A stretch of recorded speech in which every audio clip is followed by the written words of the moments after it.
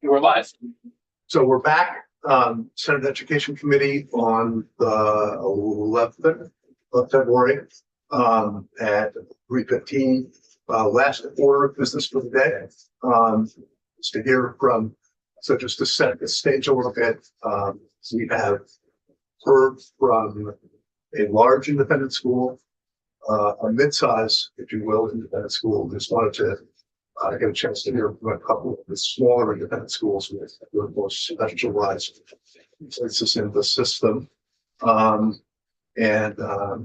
Then we will, we have some like, sort of the same thing with public schools next week a little bit, and then we'll also look at a visit to their big schools. So just sort of doing arounds. So we have with us, we'll let you two introduce yourselves. Sergio, are you now, can we hear you now? No, we can't hear you yet. We want to be able to figure that out. Which end that's on. Are you sure you're unmuted on your end?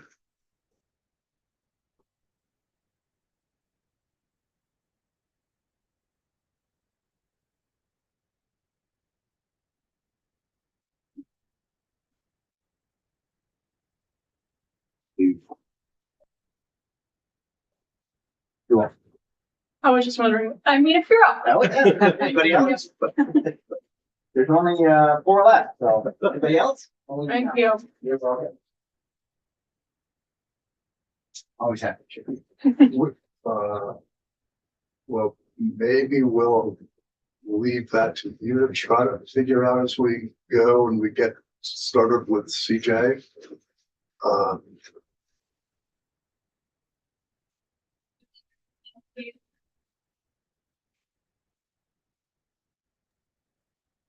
So let's do that. Okay, so this is the Senate Education Committee.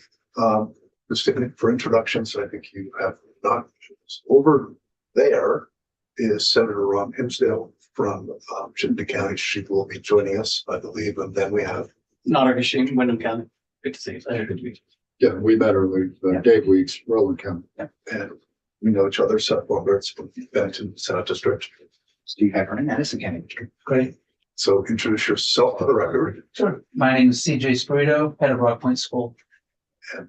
We're here just to give us a sense of what Alright. your school does and why it's there. Wonderful. Well, thank you for inviting me. I am impressed with the time you're taking to hit as many different types of schools because it's a huge conundrum that we have. And I think it's what every effort that we can for the kids. And thanks for taking that and including us.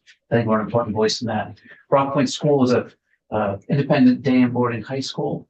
We have currently 25 students, typically more, about 25 to 35, around 30 plus a 9th to 12th grade, plus a PG year, which is not as often, but sometimes we have a student that needs an extra year to get ready to move on to college or thereabouts. And you Past that. are located in. Yep, I was going to get to that. We're located in Burlington, Vermont, in between the old and future Burlington High School and North Beach on the north side of Burlington.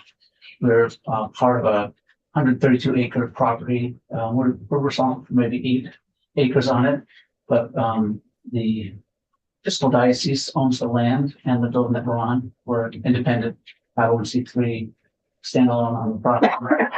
Over to our other connections. It was the school was built in 1887, and it was a finishing school for girls that closed and reopened. Closed 1928. It's kind of Rock Point School 3.0. Going into the Great Depression, it became a homesteading 12-month school for girls and grew from there. In 1972 became co-ed, and that's when we got our 501c3 there in the mid-70s. I arrived in 1990. I went out, I'm a Flatlander from Massachusetts, went to St. Mike's, and found Rock Point School. I had no idea what I was finding. It became my professional passion to be part of this community. 1990, our students were at a juncture where we had been, about half the kids were with SRS at the time, now it's TCF, and other kids were individual families coming in, and we, and we've grown more towards the At then, I'd say kids were, some were struggling inward, some were struggling outward physically, and I think we've found our niche is that inward kids struggling inward. Kids that are, high functioning autism, that are socially awkward, or kids that are depressed, anxious, self-harm, suicidal ideation, a whole host of challenges. Our kids, most of them have gone to a therapeutic treatment program, and we're a step down for them. Some kids don't, they're just off the charts of the independent or public school where they're coming from, but they're stuck in bed, they're frozen, they really can't move forward. They come to us because we are small, we have 25 kids, with 5 day students, 20 boarding students, and we're wraparound. We have 24 staff, 14 full-time, 10 part-time, to be able to look at kids individually and as a group to create a culture of kindness where kids can see themselves, find their voice, and grow. The tenets of our mission are that we offer opportunities for kids to become successful students, to build confidence, and to gain skills, life skills. And so we get kids who they're just spinning. And when they come to us, we help them see that they are smart, they're worthy, they have a voice and a place in the world, how they can move forward. We're starting an arc. By the time they finish, clearly not a finished product, some of them are doing very well. I'd say 85% move on to college, but they have a sense that they do have a place in the world. How long do you tend to have kids stay with you? Such a range, I'd say 2 years, but it's such a range because, we have kids who come their senior year and some kids are 4 years out. So, I don't know what the mode would be, the frequency, but I'd say 2 years on average. Who refers students to you? Is it parents, other schools? Is it kids themselves? All of the above. Kids themselves more now with the web, but kids will look for places and say, hey, this is, wow, I could see myself here. And the parents look into it. The consultants that refer kids, word of mouth. And geographics, who do you draw from, or is it wide open that We have 4 Vermont. We got our 2511 kids are from Vermont, but from there it's all over. We have as far as Bermuda. For 5 years, we had a kid from Japan, but those are outliers. I'd say mostly Vermont, and then we've got kids from around the country, and typically it's little pockets. So someone might have an experience from North Carolina. They went to a therapeutic, and they were just stuck. And they learned some skills, came here, and then we built on that. They go home. They go, hey, there's a school in Vermont, so we'll get a hotspot for a while, and then someone else comes from Texas, and then they'll talk about it. And so people go, wow, how am I going to have that? So there's an ebb and flow. Yeah, sure. Thank you. First, I have a close family member who goes to a school like yours, in Western Massachusetts, and I appreciate the type of work that schools like yours do. Are you technically a therapeutic school or an approved independent school? I'm just curious. It's a great question. We are approved independent school. I say we're lowercase t therapeutic, capital H humanistic. That we, therapeutic things happen in a truly therapeutic sense of it, but we don't have a therapist on staff. Every student of ours has a therapist outside of school, and our dean consults with them, not into the details of their appointments, but says, "Hey, this is going on at the school. Good for you to know this." And they can, and a therapist might call and say, "You might want to think about what's happening on the dorm floor, just in general." Oh, geez. So there's a little bit of a connection there, but it's not at the school. So, And you being situated on the Episcopal land, did that change your tax designation at all? Or tax exempt? yeah, we're affiliated with the church, so we are Texas. Okay, and it's just because it's on that land? On the land, we're part of their bylaws, but we're independent of that. We hire and fire our own staff. We run our own curriculum. There's no control issue there. There are other connections where when Bishop Shannon McLean Brown arrived 4 years ago now, she was the second female bishop, first bishop caller, and when she'd been around, met different people in the diocese. I said, "I'm here, whatever you need," but I know it's not an easy thing jumping into Vermont, and so now I'm the chair of the Racial Healing and Justice Committee, the vice chair of the Rockland Commons Board, and the I'm on the finance committee and on the Episcopal Council. She says, yeah, I need help. And so there's a connective energy around how do we work together in terms of initiatives for being active and being responsible. Not in a critical kids. Okay. Thanks. But just to follow up on that question, you do not have, there's not a religious underpinning for your school, it's just you're on the ground, or is that? So religious underpinning for the school, or are you just like any other independent school in Vermont? Correct. We have independent curriculum. We run our own program. The connectivity is that the building is owned by the diocese, the land's owned by the diocese. Okay. I think that they see us as one of the jewels in their crown of like that we happen to fall into their mission, not happen, but we fall into the mission because we are there for the underdog as with that like lifting people up and have help you find your voices. That's what we do. It's not religious. Oliver, you should identify yourself. Yes, yeah, for the record, Oliver Olson with the, on behalf of the Vermont Independent Schools Association. So Senator Hashim asked a great question about whether Prop 20 is a quote unquote therapeutic school. And it's a really important question because there's a definition in statute and in rules, and it really hinges upon whether the school exclusively serves students placed there on an IEP.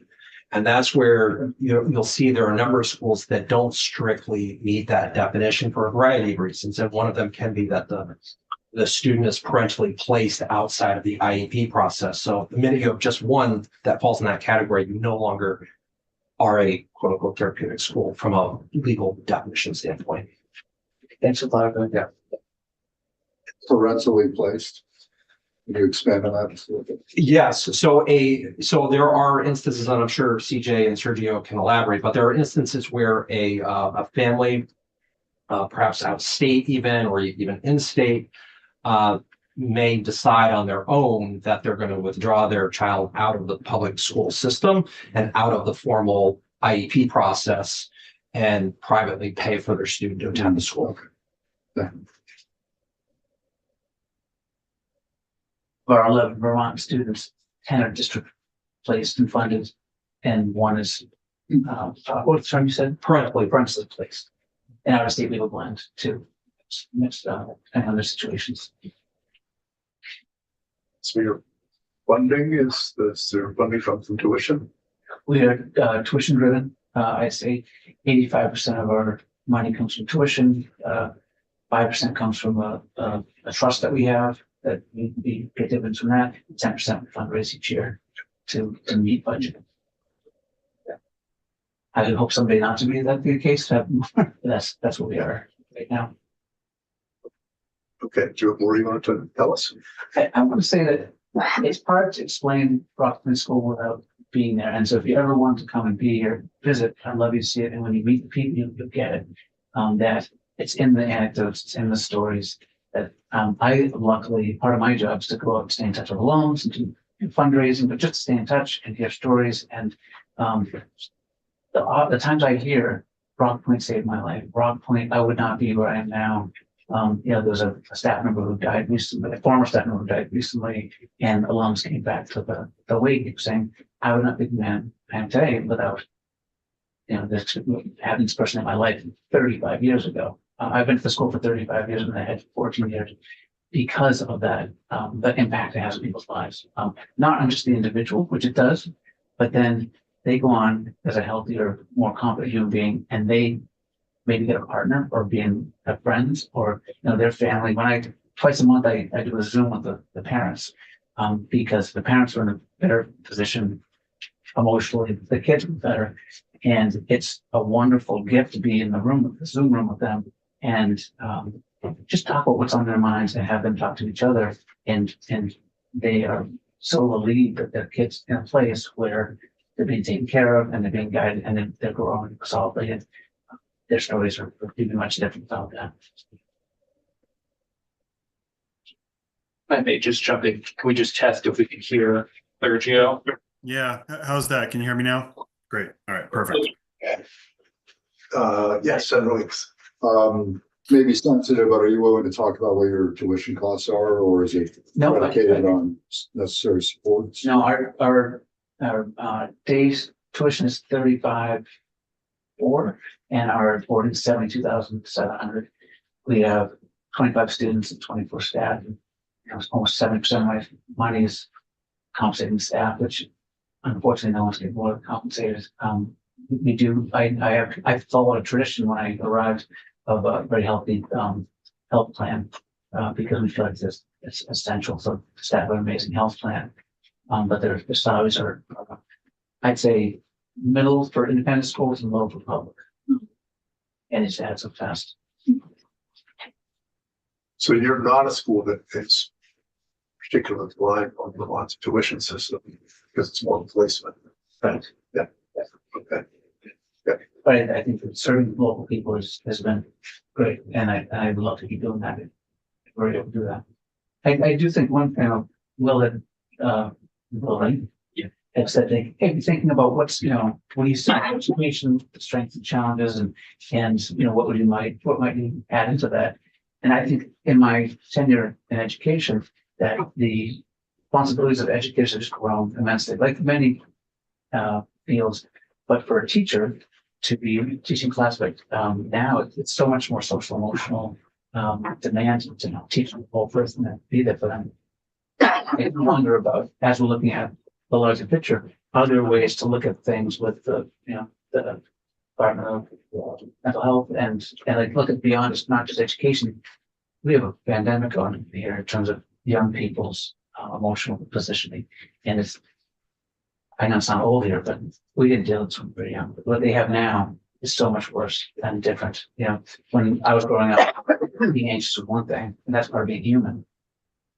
The intensity of social media and the isolation is overpowering. So I think if we can think beyond just education, but as a whole state, how we look and how we help these young people get to a better place, that might be useful. That's what I think, but that's Thank you for sharing.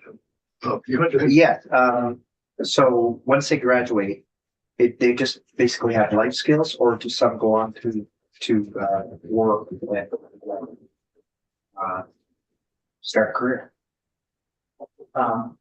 basically life skills, meaning Like just, getting by everyday life skills to survive. I'd say, this year with 11 seniors, and I'd say probably 9 or 10 of them go to college, depending on what happens. And the other ones, they usually have independent living or they'll get a job and be functioning much better than they were before. Nice. Yeah. we'll stay right there. And we'll switch over to Sergio. And then we'll talk again. So, Sergio, if you introduce yourself and kind of the same script, tell us about your school in a way, why it's there, what you do, and why it's important. Absolutely. Well, thank you so much, everyone. And I'm glad you can hear me now, whatever that tech bug was. Looks like we've got it worked out. So thanks again for your time today. And thanks for allowing me to throw my voice into this important conversation on behalf of Greenwood School and our students here. Once again, my name is Sergio Simunovic. I'm the head of the Greenwood School in Putney, Vermont, down in the southeast corner. Greenwood is I guess, first, a little bit perhaps about me, which may help lend some context here. I often tell folks that I grew up as an educator here at Greenwood School. It was my first teaching job. I was a math teacher, science teacher, and administrator here from the early 2000s to 2017. After that, I spent some time in other independent schools and public schools as a principal, most recently at Windsor School in Windsor, Vermont. Found the opportunity to come back to Greenwood as head, and it has really felt like a homecoming for me, back to a beautiful school with a beautiful mission, serving incredible students every day. So a little bit more about Greenwood. Greenwood is a small boarding and day school serving grades 6 through 12 in Putney, Vermont. We are a neurodiverse community of learners that serves incredibly bright and passionate young students who come to us often after a long road through school and education. Our students have a lot of labels that are attached to them, but primarily they are bright and excited and looking for a place to learn and thrive. Our students primarily that we serve are students with language-based learning differences, so dyslexia, dyspraxia, dyscalculia.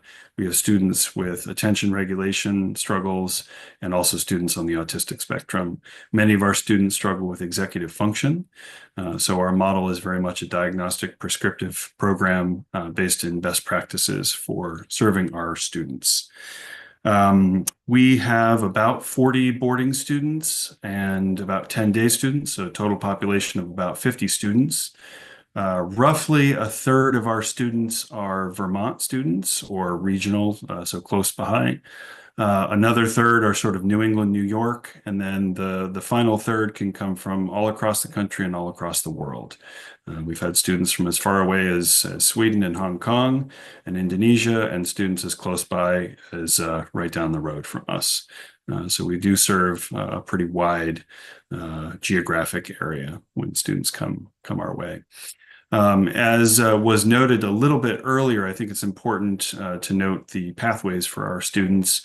Roughly 2/3 of our students are parentally placed, and then another third to a quarter, depending on the year, will be placed by a student's IEP team because we are a school that serves special education students and their needs. Let's see.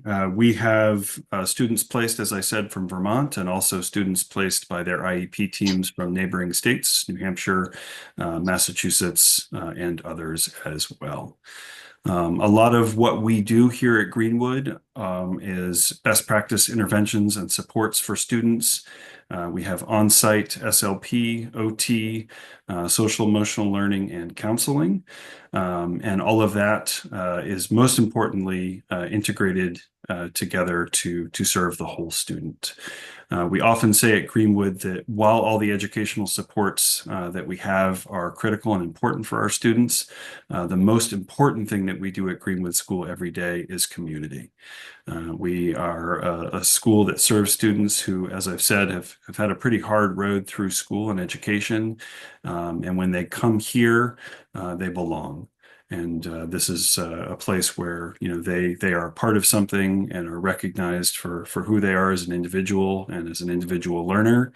And it is a place where, for many of our students, they find their first friendships and their first sense of wanting to be at and go to school. So much of the context for Greenwood School is our campus and the 100 acres that we're lucky to get to reside on here on the side of our mountain in Putney. All of the things that I've said happen here within the context of the outdoors, experiential education, and the arts. Greenwood School is not a school where you will find a big travel football team, but it is a school where you will find students welding together a makeshift Zamboni to make pond hockey happen. It is a place where you will see a blacksmith's forge in operation. It is a place where you will see students learn and recite the Gettysburg Address in front of their peers and their families. And as I've said, I think most importantly, it is a place where our students often feel like they belong for the first time, and that's something we're really proud of.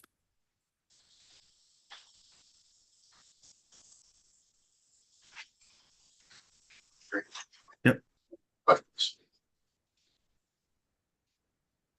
They're an awesome school. Do you have, or I think you answered this, but I just want to make sure I have it right. Sure. Some of your students come from placements and some from IEPs and some come from parental placement. Same thing as CJ school, essentially. Yep. Yeah. Roughly 2/3 of our students are parentally placed. The balance shifts a little bit each year, but we have for many, many years served students who are placed here by their IEP teams. And so just like Rockpoint, you don't rely on Vermont's tuition program because it's either, or am I right?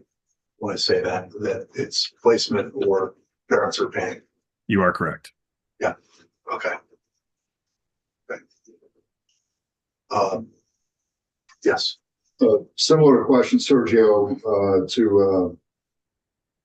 that I asked earlier, approximate cost per student, probably more appropriate for the IEP students. Sure. Yeah. I mean, the AOE works with us to set rates, but our boarding tuition is in the upper 90s and our day tuition in the lower 70s for all the services that we have.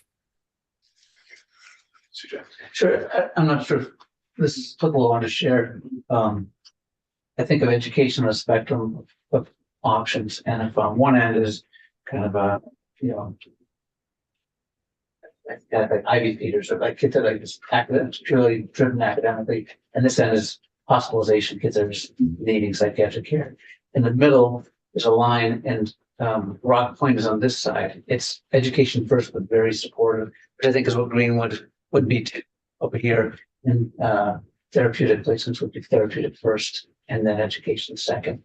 And I think that's important to have the full range of things for young people. And on the Rock Point property, there's a new school called Eagle Bay Academy. It's a public Burlington High School district. And so on the spectrum, I think they're straddling. They have one part of their program that's school first, one part that's more therapeutic first.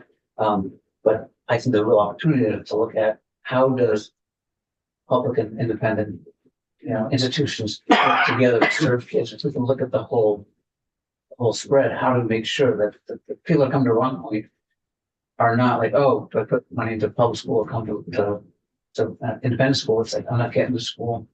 The kids falling down for the crack, and how do we make sure that the net is as wide as we can to kids. Yeah, CJ, I think that's very well said. And we often use the same phrase of little T therapeutic when talking about Greenwood School.